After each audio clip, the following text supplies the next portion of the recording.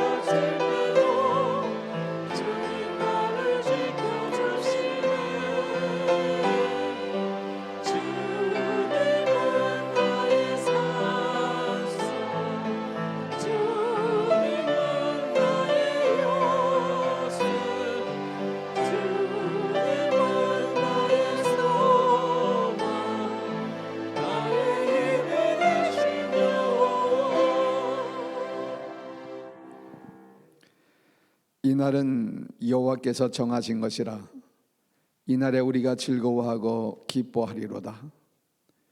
여호와여 구하옵나니 이제 구원하소서. 여호와여 우리가 구하옵나니 이제 형통하게 하소서. 여호와의 이름으로 오는 자가 복이 있으며 우리가 여호와의 집에서 너희를 축복하였도다. 주는 나의 하나님이시라 내가 주께 감사하리이다. 주는 나의 하나님이시라 내가 주를 높이리이다. 아멘. 아버지 하나님, 존귀와 영광과 찬양을 받으시옵소서. 오늘은 십자가에 죽으시기 위해 예루살렘으로 입성하신 예수님을 기념하는 종려주일입니다.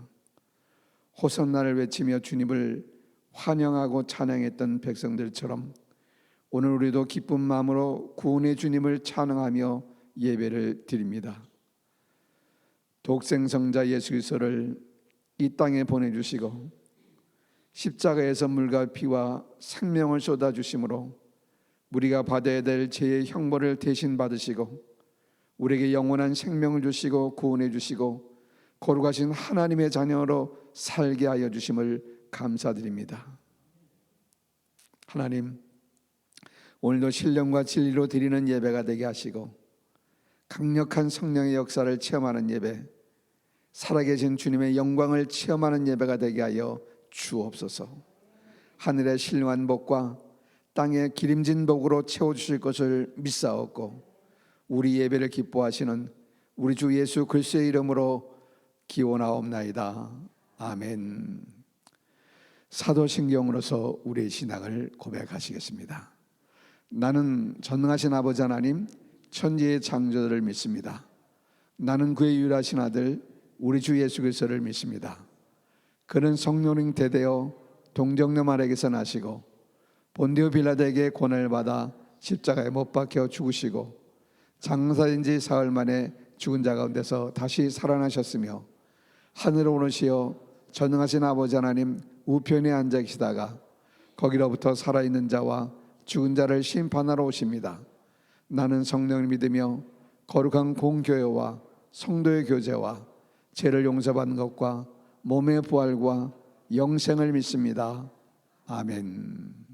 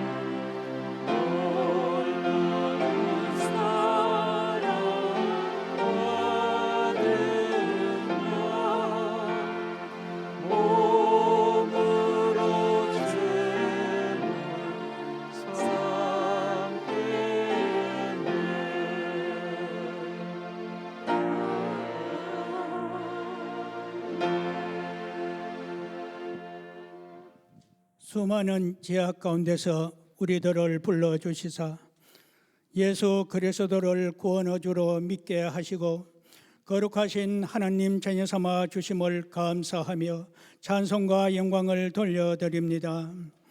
인간의 생수와 화박을 조간하시며 마음보고 권한이 되시는 하나님 아버지, 예배를 통하여 완악한 우리들의 마음을 다스려 주시옵소서. 말씀에 다스림받아 겸손한 예배자가 되게 하시고 주님과의 관계가 모든 일의 근본임을 기억하게 하옵소서. 주님, 저희들 믿음이 부족하여 선과 악을 바르게 분별하지 못했습니다. 이 시간 우리의 잘못된 모든 것을 회개하고 거역한 죄 용서받아 새로 거듭나기를 간절히 소망합니다. 죄로 인해 어둠 속에 헤매는 우리들을 위해 십자가에서 엄청난 대가를 치르시고 부활을 통해 우리에게 새 생명을 주신 주님을 기억하며 항상 기도하게 도와주시옵소서. 사랑의 주님, 여전히 기승을 부리고 있는 코로나가 거듭 변종이 나와 우리들을 위협하고 있습니다. 주님, 이 바이러스가 더 이상 확산되지 않게 막아주시고 다스려 주시옵소서. 사랑의 주님, 러시아가 우크라이나 침공으로 인해 수많은 재산 피해와 군인, 민간인 가리지 않고 참혹한 인명피해를 내고 있습니다. 이 만행을 저지르고 있는 침략군을 다스려 주시옵소서. 참혹한 전쟁을 멈추게 하시고 점령지에서 물러가게 하옵소서. 어려운 여건 속에서도 주의 사역을 담당하는 선교사님들을 붙들어 주시사 주님이 주시는 은혜로 예수 사랑을 날마다 드러내게 하시고 선교를 방해하는 악한 영어 세력들을 물려쳐 주시옵소서. 주일 학교를 위하여 기도합니다. 주일 학생들이 많이 모일 수 있도록 우리 모두 전도의 열정을 가지게 하옵소서. 모든 여건이 충족될 수 있도록 허락해 주시옵소서.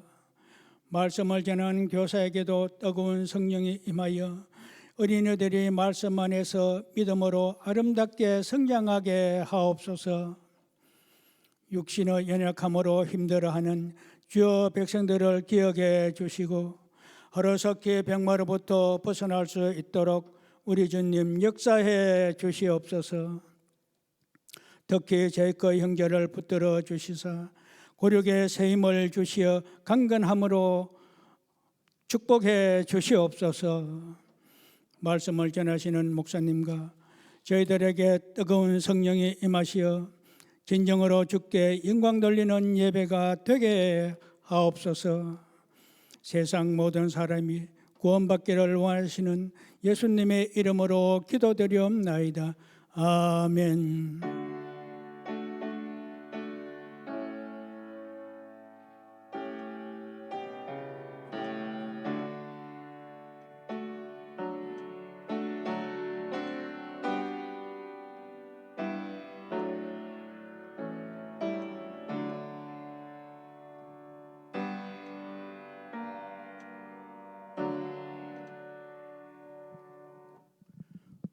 오늘 우리에게 주실 말씀은 마태복음 26장 7절에서 16절 말씀입니다. 봉독해 드리겠습니다.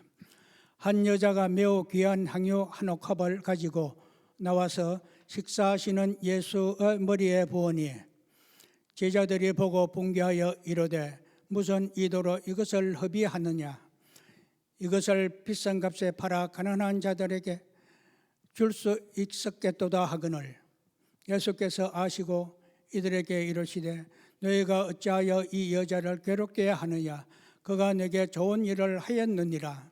가난한 자들은 항상 너희와 함께 있거니와 나는 항상 함께 있지 아니하리라. 이 여자가 내 몸에 이 향유를 부은 것은 내 장례를 위하여 함이니라. 내가 진실로 너희에게 이르노니 온 천하에 어디서든지 이 복음이 전파되는 곳에서는 이 여자가 행한 일도 말하여 그를 기억하리라 하시니라. 그때 열둘 중 하나인 가롯 유다라 하는 자가 대제사장들에게 가서 말하되 내가 예수를 너에게 넘겨주리니 얼마나 주려 하느냐 하니 그들이 은 30을 달아 주거늘 그가 그때부터 예수를 넘겨줄 기회를 찾더라. 아멘.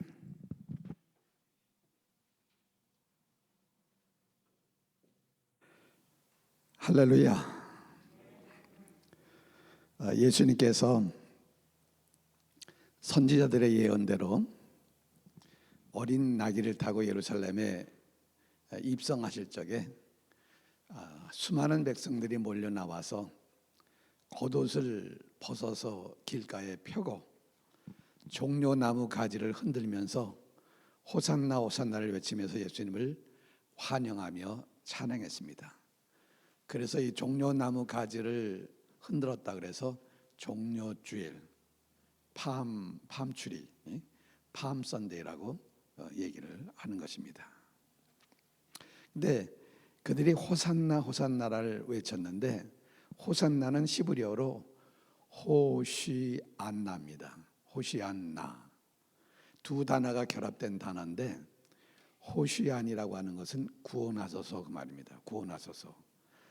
호시안, 그다음에 나라고 하는 것은 지금. 그러니까 호시안나 그러면 지금 구원하소라고 하는 뜻인데 그 당시 예수님 그 당시에 평민들이 주로 많이 사용하던 언어가 아람어였습니다. 그래서 아람어 음역으로 해서 호산나가 된 것입니다. 그래서 이 호산나는 어떤 음악적 용어가 아니고 호산나는 지금 구원하소서, 지금 구원하소서 그 의미예요. 당시 유대인들은요, 그 메시아에 대한 기다림이 있었습니다. 로마의 식민지로 정치적 압박을 당하고 있고 그로 인해서 삶의 고난이 많이 있었는데 우리를 해방시켜줄 그 민족주의적 현세적 해방자로서 메시아를 그들은 간절히 기다리고 있었습니다. 그런데 예수님이 기적을 행하시죠. 특별히 죽은 나사로를 살리셨죠. 이걸 보고서 저분이야말로 예수님이야말로 로마 제국의 압제로부터 자신들을 해방시켜 줄 수 있는 자신들이 기다렸던 자신들이 바라고 있었던 그 메시아 왕국의 축복을 줄 수 있는 그런 기대감을 예수님에게 갖고 있었던 거예요. 그래서 그들은 자기들을 구원하기 위해서 오시는 그 예수님을 향해서 지금 구원하소서 호산나 호산나 외치면서 예수님이 예루살렘 입성을 그렇게 기뻐하면서 환영했던 것입니다. 그런데 그토록 열심히 열렬히 환영하며 기대했는데 그 예수님께서 하시는 말이 좀 이상해요. 나는 잡힌다. 고난을 받을 것이다. 나는 죽을 것이다.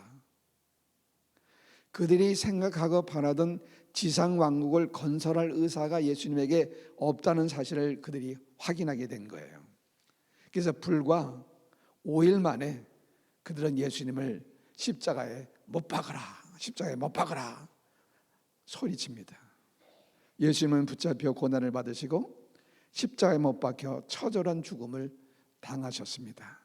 그런데 예수님을 십자가에 못 박아 죽이는 일에 12제자 가운데 한 사람인 가룟 유다가 아주 결정적인 역할을 합니다. 가룟 유다는 어떤 사람인가?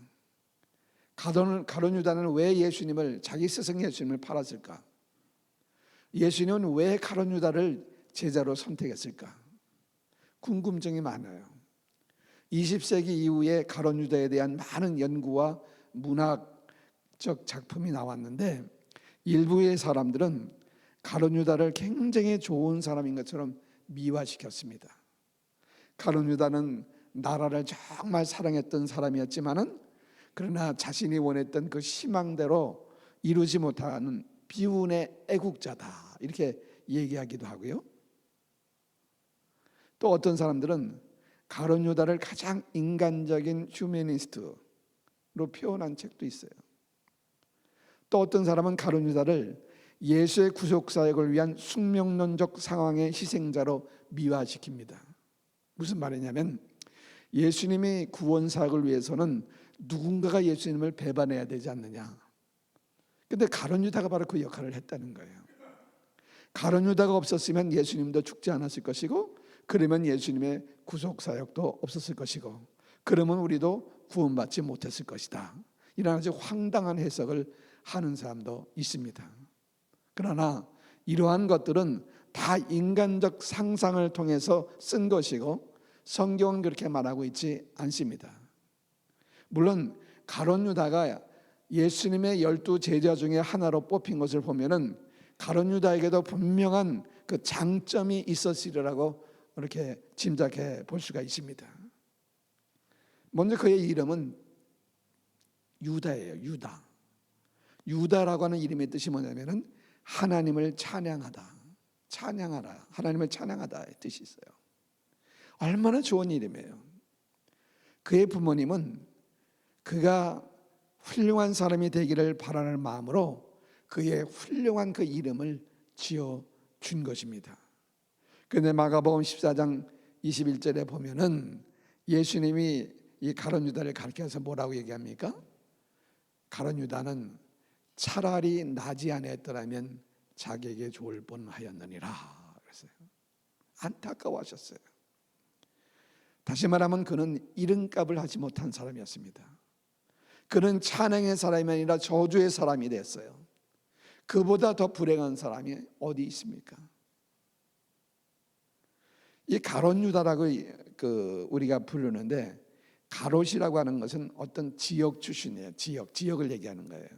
어디 출신 유다다, 가롯 출신 유다다. 근데 가롯이라고 하는 그 지역의 정확한 지명은 캐롯이에요. 캐롯. 유다 지파 땅인 헤브론 근처의 작은 마을이 캐롯이에요. 근데 그것이 가롯이라고 우리에게 이제 불려지게 됐는데, 무슨 말이냐면은 유다 지방의 그 분배받은 땅에 있는 마을에서 태어났다는 것은 가롯 유다는 예수님과 같은 유다 지파 사람이라는 거예요. 유다 지파.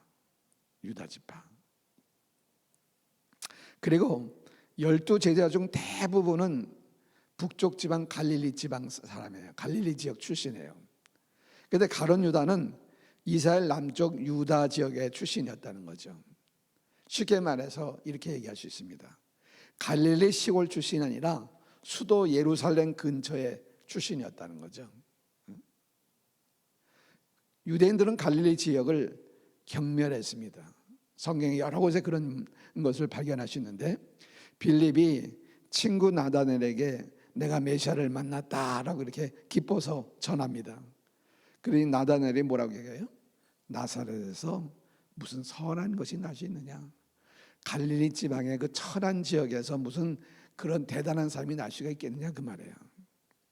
요한복음 7장 41절에 보면은 심지어 이렇게 얘기합니다. 어떤 사람은 그리스도다라고 막 그러는데, 어떤 이들은 그리스도가 어찌 갈릴리에서 나오겠느냐?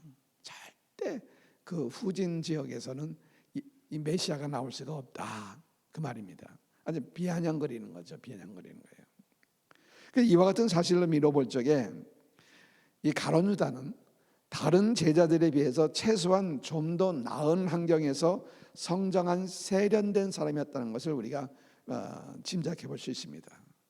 그리고 예수님의 제자 중에서는 세리 출신이 있습니다. 누굽니까? 마태. 세리 출신 마태가 있음에도 불구하고 가롯 유다가 그 예수님이 그 일행의 재물을 맡았던 사실을 통해서 볼 적에 가롯 유다가 아주 계산이 빠르고 똑똑한 사람이었다는 사실을 알 수가 있습니다. 그리고 가롯 유다는 본래 여심당이라고 하는 정치단체에 소속되어 있었던 사람이었습니다. 여심당은 로마 제국의 식민 통치에서 유대를 해방시키기 위해서 수단과 방법을 가리지 않고 폭력투쟁이라고도 해야 한다고 하는 사람들의 모임이에요. 이 가롯 유다가 여심당원이었다는 것은 뭘 얘기하냐면은 그는 나라를 사랑하는 사람이었다는 거죠.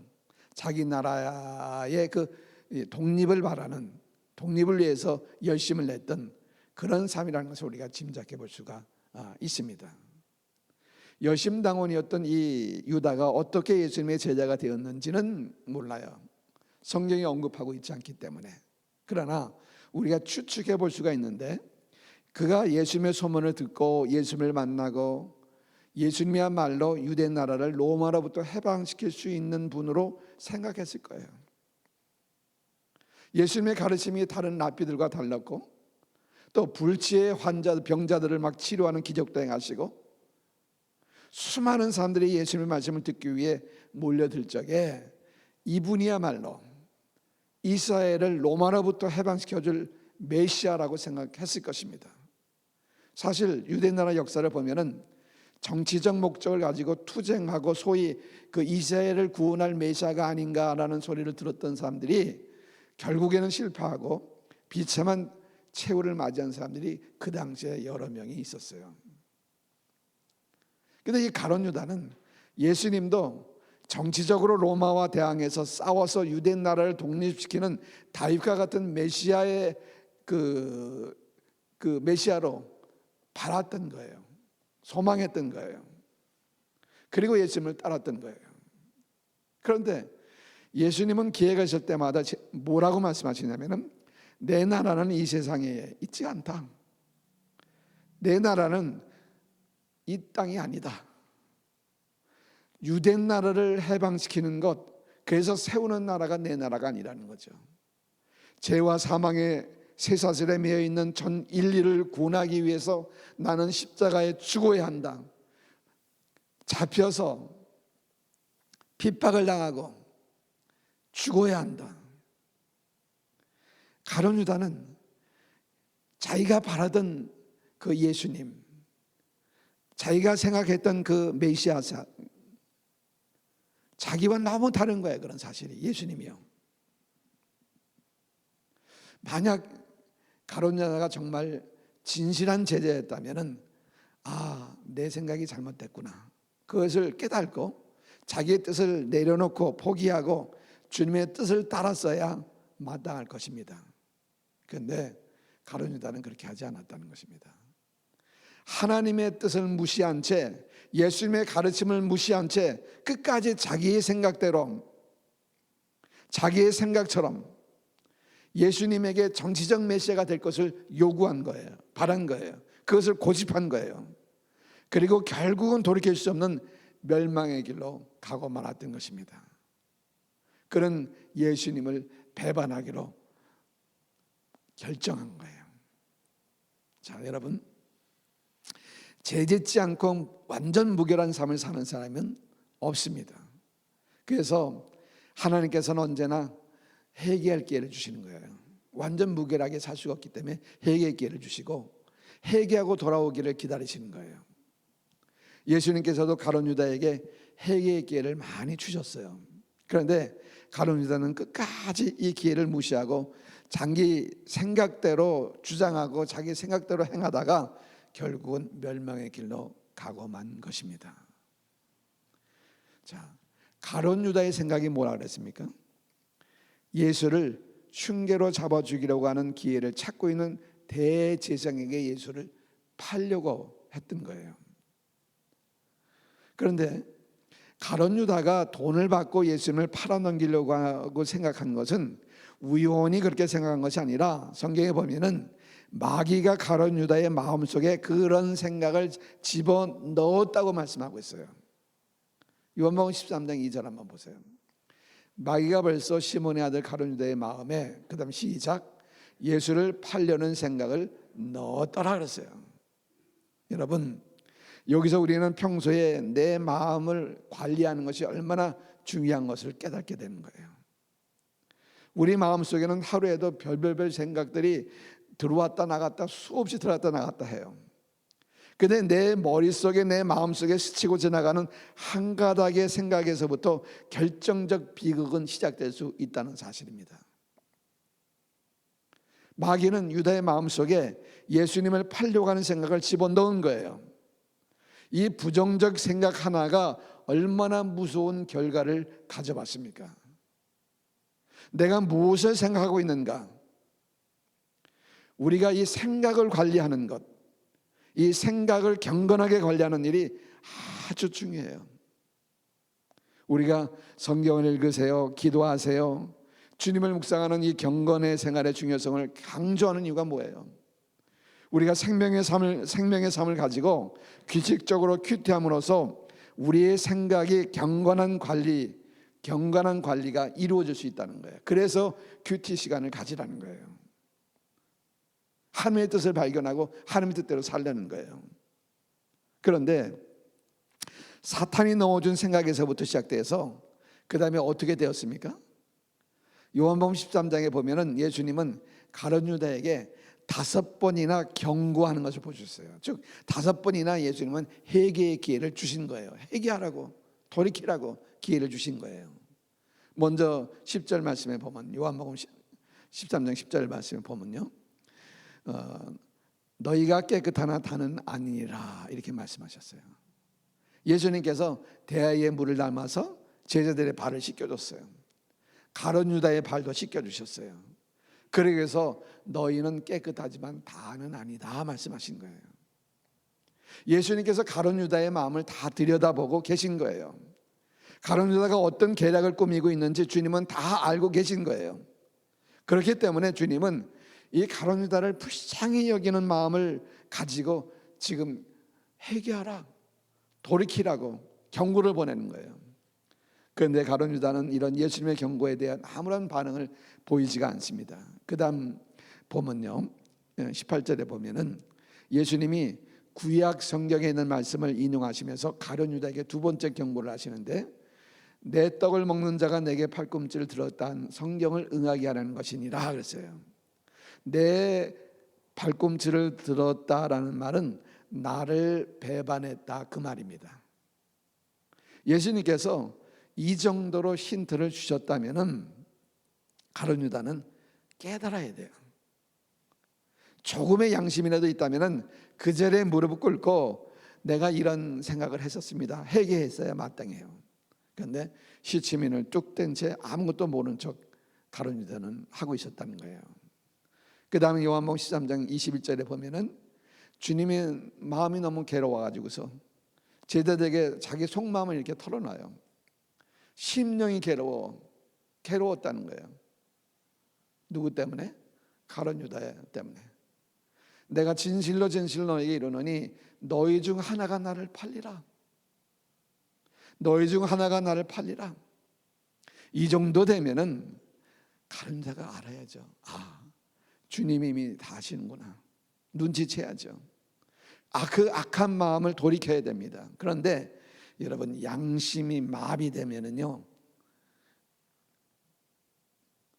가룟 유다의 마음은 끈적하지 않았어요. 그래서 요한이 예수님에게 물어요. 그 사람이 누굽니까? 그랬더니 26절 말씀 보면은 이렇게 얘기를 하세요. 내가 떡 한 조각을 적셔다 주는 자가 그니라 하시고, 곧 한 조각을 적셔서 누구에게 줘요? 가롯 시몬의 아들 유다에게 주시니 그랬어요.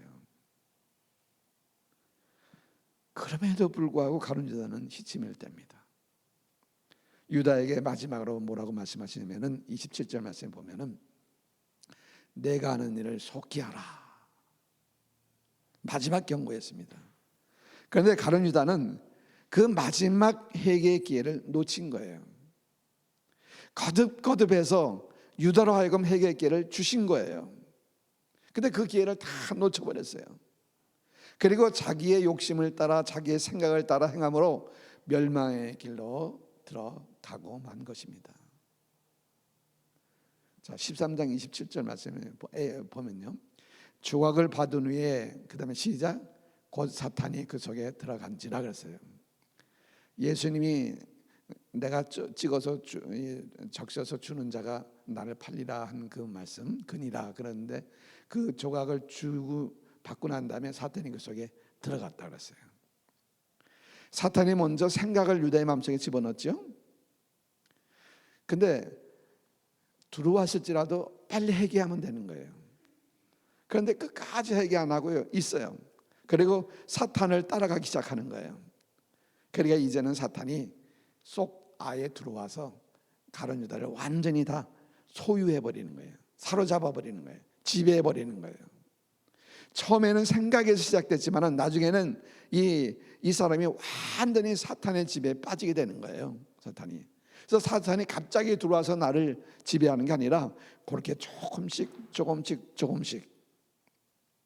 우리가 내 생각, 한 가닥 잘못된 생각을 관리하는 데 실패했으면은 그 이후에 일어날 수 있는 그 파국적인 최후가 어떻게 되는가를 우리는 가룟 유다를 통해서 깨달아야 되는 거예요.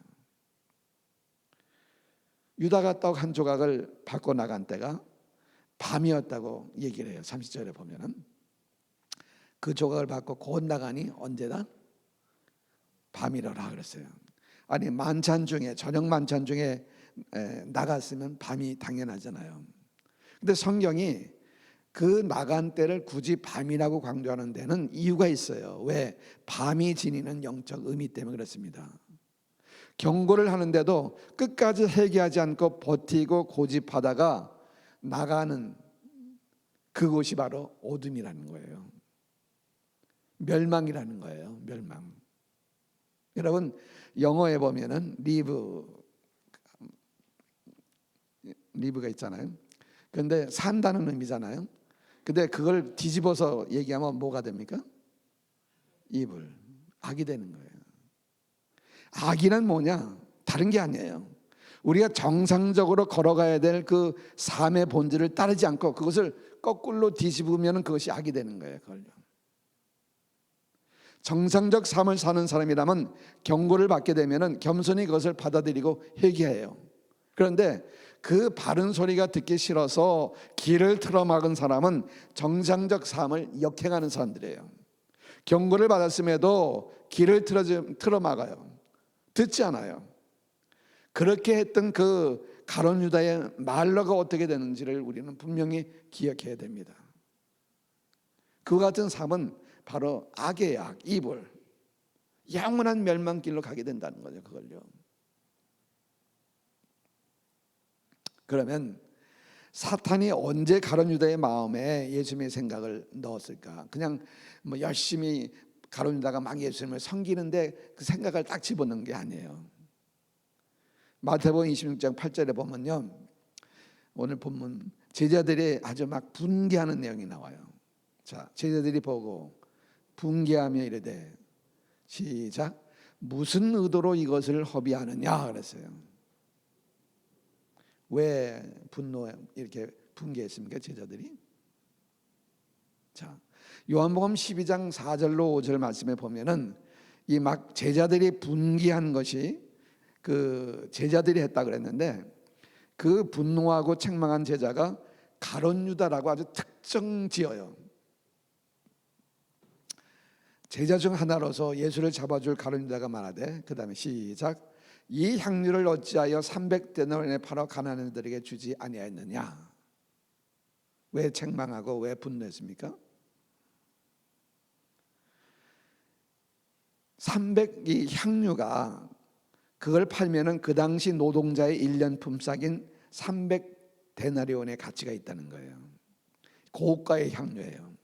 근데 그 고가의 향유를 팔아서 가난한 사람들에게 주지 않고 왜 예수님의 발에 보갖고 허비하느냐? 가난한 사람을 도와야지. 분노하고 마리아를 책망한 거예요. 근데 그 책망을 제자들이 했는데 그 중에 앞장서서 막 적극적으로 분노한 사람이 누구라고요? 가룟 유다였다는 거예요. 근데 사실 이런 가룟 유다의 발언을 반박하기가 쉽지가 않습니다. 왜? 가난한 사람을 돕자고 그러는데 뭐라고 하겠어요? 가난한 사람 돕자고 하는데. 근데 요한복음 12장 6절에 보면은 가룟 유다의 숨겨진 마음을 얘기해요. 숨겨진 마음을 밝히고 있어요. 그 가룟 유다가 사실은 가난한 사람을 생각한 것이 아니라 돈깨를 맞고서 거기 넣는 것을 훔쳐가는 도적이라고 아예 밝히고 있어요. 그래서 그렇게 얘기했다는 거예요. 가난한 사람을 생각한 것이 아니라 자기의 속마음을 숨긴 채 분노하는 거예요. 근데 이런 가룟 유다의 말을 예수님께서 막으시면서 마리아의 편을 들어주십니다. 이 여인이 참 좋은 일을 한 것이다. 이 여인이 한 일은 나의 장래를 위해서 한 것이다. 이 여인의 행한 일은 영원히 기억될 것이다 그랬어요. 보세요. 13절 말씀. 내가 진실로 너에게 이르노니 온 천하에 어디서든지 이 복음이 전파되는 곳에서는 이 여자가 행한 일도 말하여 그를 기억하리라 하시니라. 예수님의 이 말씀대로 됐잖아요. 지금 우리도 그를 기억하고 있잖아요. 지금까지 향유를 허비한다고 막 분노하고 책망하던 날뛰던 가룟 유다는 굉장히 아주 머쓱해졌을 거예요. 다른 사람들 앞에서 자존심이 상했을 거예요. 예수님이 자기 편 들어주지 않고 여인의 편을 들어줬으니까. 근데 자존심이 상하면 시험에 들기가 쉽습니다. 시험에 든 거예요. 그때에 사탄이 예수를 팔 생각을 집어넣어줬다는 거예요. 시험에 들었을 적에 싹 집어넣었다는 거예요. 그걸요. 바로 그때쯤에 유대교 최고 법정인 산헤드린 공회가 열렸는데, 요한복음 11장 53절 54절 말씀 보면은 이날부터는 그들이 예수를 죽이려고 모의하니라. 예수님께서 죽은 나사로를 살린 사건으로 인해서 산헤드린 공회가 막 사람들이 와 하고 예수님을 따르니까 산헤드린 공회를 열고서 예수를 가만두면 안 되겠다, 예수를 죽이자. 그때부터 모의했다는 거예요. 54절. 그러므로 예수께서 다시 유대인 가운데 드러나게 다니지 아니하시고 거기를 떠나 빈들 가까운 곳인 에브라임이라는 동네에 가서 저들과 함께 거기 머무시니라 했어요. 예수님의 거처를 그들이 막 수소문해요. 왜? 예수님이 다른 동네에 가 있으니까. 더 이상 사람들 앞에 드러나게 다니지 않았기 때문에. 그래서 56절에 보면은 보세요. 그들이 예수를 찾으며, 그들이 누굽니까? 산헤드린 공회 회원들이죠. 대제사장 일행들. 찾으며 성전에 서서 서로 말하되 너희 생각에는 어떠하냐? 그가 명절에 오지 아니하겠느냐 하니, 이는 대제사장들과 바리새인들이 누구든지, 그 다음 시작, 예수 있는 곳을 알거든 신고하여 잡게 하라 명령하였습니다. 예수가 있는 곳을 아는 사람은 누구든지 가만히 있지 말고 신고하라. 다시 말하면 예수님이 현상수배범이 된 거예요. 현상수배 대상이 된 거예요. 근데 이러한 사실을 가룟 유다도 잘 알고 있었던 거예요. 그래서 이 향유 사건 이후에 기분이 상할 대로 상한 가룟 유다는 즉시 대제사장들에게 달려가서 흥정하죠. 내가 예수를 넘겨줄 테니까 얼마를 주겠느냐 흥정하는 거예요. 보세요. 15절 16절. 내가 예수를 너에게 넘겨주려니 얼마를 주려나 하니 그들이 은 30을 달아주거늘 그가 그때부터 예수를 넘겨줄 기회를 찾더라 그랬어요. 그런데 여러분, 우리도 똑같습니다. 우리도 기분이 상하면 못할 짓이 없습니다. 그래서 기분 상할 때 우리는 조심해야 되는 거예요. 자존심이 상할 때 조심해야 되는 거예요. 왜? 그때에 사탄이 그 기회를 놓치지 않고 우리 마음속에 집어넣는 거예요. 악한 생각을 우리 마음속에 들어오는 거예요. 그러면은 가룟 유다처럼 예수를 팔아버릴 수도 있고요, 교회에 문제를 키고 교회를 소란스럽게 할 수도 있고요, 다른 사람에게 해를 끼칠 수도 있다는 거예요. 여러분, 사탄에게 조금도 공격할 틈을 주지 말아야 돼요. 아무리 주위에 있는 사람이 나를 속상하게 한다 할지라도 내가 속상해하면은 사탄이 들어올 수가 있기 때문에 틈을 주지 말아야 돼. 그래서 베드로전서 5장 8절에 보면 뭐라고 하고 있냐면은 근신하라 깨어라. 왜? 시작. 너희 대적 마귀가 우는 사자같이 두루다니며 산깃자를 찾나니 그랬어요. 유다가 그렇게 시험에 들었을 적에 예수 팔 마음을 줄고 예수를 팔게 한 것처럼 사탄은 우리 공격하기 위해서 우리를 지금도 보고 있는 거예요. 기회를 엿보고 있는 거예요. 시험에 들면 섭섭한 마음을 가지면 사탄이 내 속에 들어와서 나를 움직이는 거예요. 여러분, 가룟 유다는 예수님을 따라다녔지만은 자기 포기가 없었던 거예요. 그러니까 다시 말하면 가룟 유다는 예수님을 따라다닌 것은 자기의 뜻을 이루기 위한 것이었다는 거죠. 하나님의 뜻을 찾고 따르기보다는 자기의 생각과 자기의 뜻대로 하다가 결국은 망한 사람이에요. 우리가 정말 그 하나님의 뜻을 찾고 그 믿음 안에서 살아가려고 해야지, 내 기분 좋기 위해서, 나의 만족을 위해서 신앙생활하는 것이 아니에요. 가룟 유다는 예수를 통해서 자기의 뜻을 이루려고 하다가 결국은 멸망의 길로 빠진 거예요. 이런 사람들이 있다는 거예요. 그런 가룟 유다 같은 사람들이요. 자기 생각대로 예수를 믿고 자기 목적을 달성하기 위해서 이 신앙을 수단으로 삼는 사람들이 있다는 것입니다. 여러분, 정말 우리가 교회 안에서나 직장에 가서나 또 가정에서나 우리가 생각하고 행동하는 것이 똑같아야 돼요. 믿음 안에서 하나님의 뜻을 이루어드려야 돼요. 우리가 하나님의 뜻에 순종한다고 수없이 말을 해요. 그러나 세상에 나가서 살아갈 적에는 하나님의 뜻은 전혀 없어요. 무엇이 나를 위한 것인가? 무엇이 내게 이익이 돌아오는가? 자기의 기분과 자기의 이익과 자기의 쾌락을 앞세울 때가 얼마나 많이 있습니까? 우리가 입으로는 하나님의 뜻을 수없이 말하지만은 실제로는 내 뜻대로 산다는 거예요. 내 뜻대로. 자기의 뜻을 하나님의 뜻이라고 우기는 거예요. 자기의 기분대로, 자기의 뜻대로, 자기의 감정대로 다 하면서 하나님의 뜻이라고 우긴다는 거예요. 신앙생활을 오래 하면 오래 할수록 하나님의 뜻이라고 하는 말을 더 많이 사용합니다. 그러나 입으로 하나님의 뜻을 말하면서 속으로는 자기의 뜻을 고집할 때가 얼마나 많이 있는가, 우리 스스로에게 질문해 보세요. 뻔한 거짓말을 하면서도 하나님의 뜻이라고 말하고요, 심지어 주님의 몸된 교회에 아픔과 어려움을 주면서도 그것이 하나님의 뜻이라고 주장하는 경우가 얼마나 많은지 몰라요. 여러분, 하나님의 뜻은 내가 원하는 일이 아니고 하나님이 우리를 통해서 하시고자 하시는 일이에요. 그러므로 하나님의 뜻을 찾는 사람은 누구든지 내 자신의 뜻을 포기해야 되는 거예요. 그리고 하나님의 뜻을 순종하는 거예요. 그것이요. 신앙이라는 것이 뭡니까? 예수 안에서 새로워져야 돼요. 내 생각과 내 삶의 방식을 내려놓는 거예요. 그리고 예수를 닮아가는 거예요. 예수 안에서 새롭게 변화되는 거예요. 정말 내 뜻을 주장하고 내 마음대로 내 고집하던 내 모순을 다 내려놓는 거예요. 그리고 하나님 뜻대로, 하나님 뜻이 무엇인가, 하나님 뜻대로 하기를 원하는 것, 이것이 참된 신앙생활이에요. 여러분, 자기에게 돌아올 그 이익 때문에 예수님을 팔지 마시기 바랍니다. 다른 모든 것을 다 포기하고 예수님을 소유하기를 바랍니다. 내 기분 때문에, 내 감정 때문에 주님의 일을 망치게 하지 마시기 바랍니다. 내 뜻을 내려놓으세요. 그리고 주님의 뜻을 따르시기 바랍니다.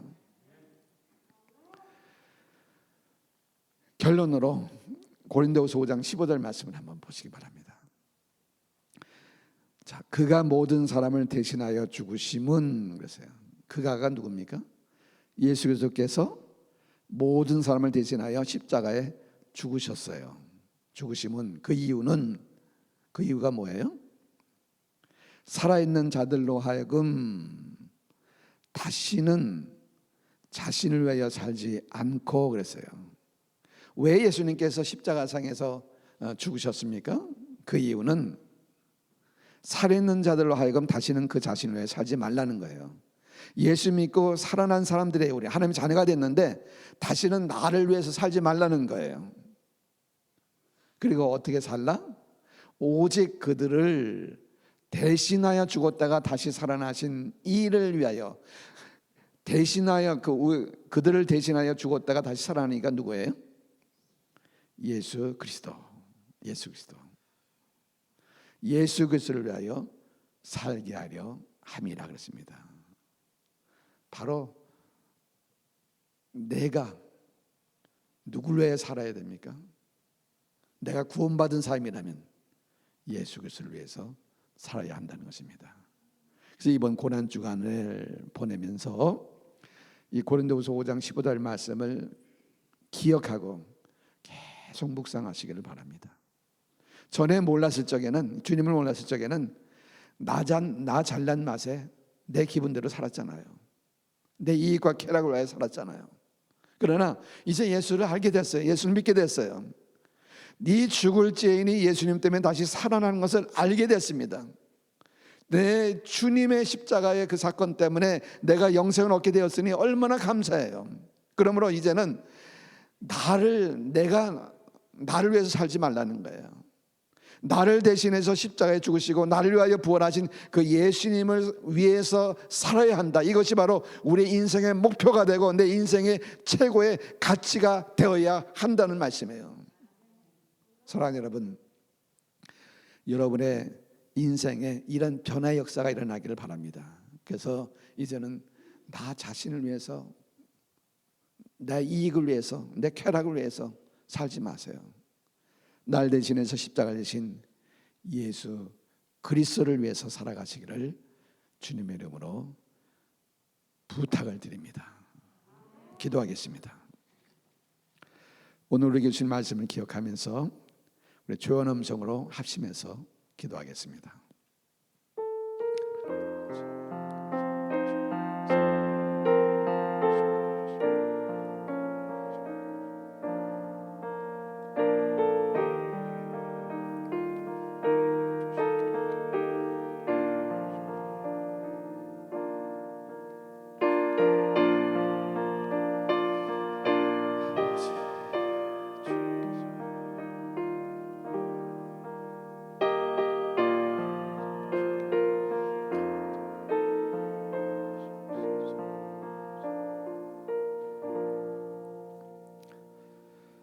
하나님 아버지, 오늘 이 시간 우리에게 진정으로 내 자신을 돌아보고 회개하는 마음을 주시옵소서. 시험에 들게 하지 마시고 악에서 구원해 주시옵소서. 영적으로 늘 깨어있게 하시고 사탄의 계계를 분별하고 깨트리고 물리칠 수 있도록 우리에게 영안을 열어 주시옵소서. 성령의 능력을 주시옵소서. 우리의 욕심과 우리의 이익과 쾌락을 위하는 마음을 다 내려놓게 하시고 포기하게 하시고 오직 하나님의 뜻이 무엇인가를 찾고 깨달게 하여 주옵소서. 하나님의 뜻이 이 땅에 이루어지도록, 하나님의 뜻이 이 교회 안에, 우리의 가정 안에, 우리 일터 안에 이루어질 수 있도록 힘써 헌신하는 삶을 살아가는 우리 모두이게 하여 주옵소서. 나를 구원하시기 위해 십자가에서 죽으신 예수 그리스도를 위해서 살아가는 죄들이 되게 하여 주옵소서. 그렇게 살아갈 수 있는 성령의 능력을 주실 것을 믿사옵고 우리 주 예수 그리스도의 이름으로 기도하옵나이다. 아멘.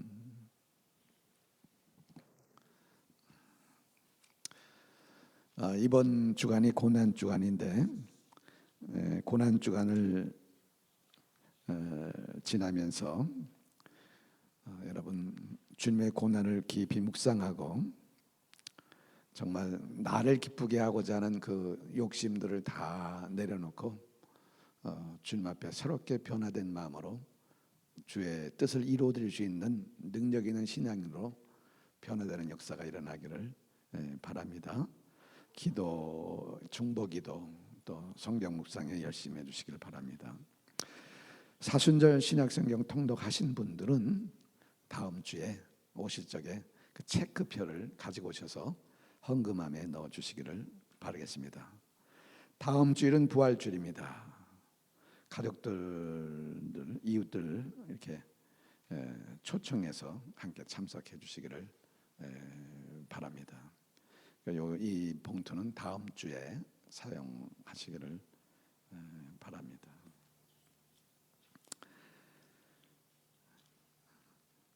유튜브 영상으로 예배드리는 성도님들께 부탁을 드립니다. 다음 주일은 부활주일입니다. 우리 함께 이 자리에 모여서 대면 예배 드릴 수 있도록 함께 꼭 참석해 주시기를 부탁을 드립니다. 아멘. 예배가 끝나면은 여선교회 모임을 잠시 이 자리에서 한다고 하니까 함께 참석해 주시길 바랍니다. 다른 강구 말씀은 주보를 참작해 주시기를 바라겠습니다. 우리 자리에 일어나셔서 우리 함께 봉헌 찬양 하시겠습니다.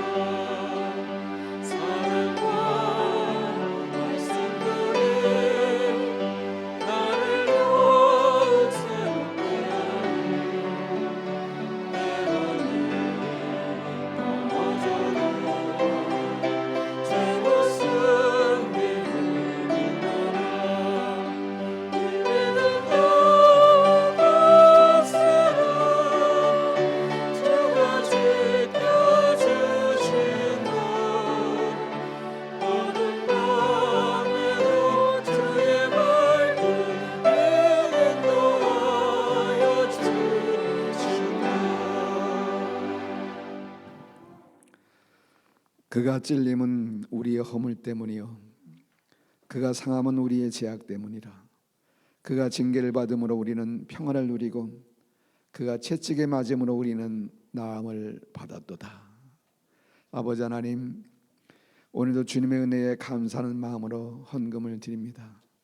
이 들어진 헌금이 주님의 뜻에 따라 잘 사용되어지게 하시고 주의 제단에 맡겨진 사역을 잘 감당할 수 있는 충분한 재정이 채워줄 수 있도록 은혜를 베풀어 주옵소서. 주님의 말씀에 순종하며 헌금 생활에 충성을 다하는 성도님들을 기억해 주시고 가정과 생업에 복을 주시고 무엇보다도 건강의 복을 주시고 치유의 복을 주시옵소서. 노년에 약해진 건강에 힘을 주시고 강건하게 하옵시고 병든 육체로 고통하는 이들에게 치유의 기적이 일어나 건강이 회복되는 역사가 일어나게 하시옵소서. 할 수 있거든이 무슨 말이냐, 믿는 자에게는 능치 못할 일이 없느니라. 우리는 주님의 능력을 믿습니다. 고난주간이 시작되는 오늘부터 한 주간 주님의 고난을 깊이 묵상하면서 저희들의 허물과 연약함과 죄악을 깨닫고 진정한 회개와 새롭게 거듭나는 시간들이 되게 하시고 신앙의 진보를 가져오는 시간들이 되게 하여 주옵소서. 우리의 하루하루 매 순간순간의 삶이 주님을 닮아가는 삶이 되게 하시고 모든 일에 주님을 기쁘시게 하는 삶이 되게 하시고 주님의 선하신 뜻을 이루어드리는 삶이 되게 하시고 이 땅에서 빛과 소금으로서 살아가는 삶이 되게 하여 주옵소서. 하나님, 오늘날 이 시대를 바라보면서 이 시대를 분별할 수 있는 지혜와 깨달음을 허락해 주옵소서. 중보기도하는 저희들이 되게 하시옵소서. 체험적 신앙인으로서 주님의 사명을 감당하고 열정적으로 신앙생활하는 우리 모두 되게 하시고 아버지, 우리 교회에 다시 한번 부흥의 역사가 일어나게 하여 주옵소서. 주님, 우리가 살고 있는 이 미국을 궁히 여겨주시고 이 땅을 고쳐주시고 이 땅에 다시 한번 신흥의 불길이 타오르게 하시고 주님을 경배하는 사람들로 넘치게 하시고 성경적 가치관으로 다스려지는 나라가 되게 하시고 주님의 뜻이 이루어지는 나라가 되게 하여 주옵소서. 지금도 지구촌 곳곳에서 고통을 당하고 있는 이들을 궁히 여겨주시옵소서.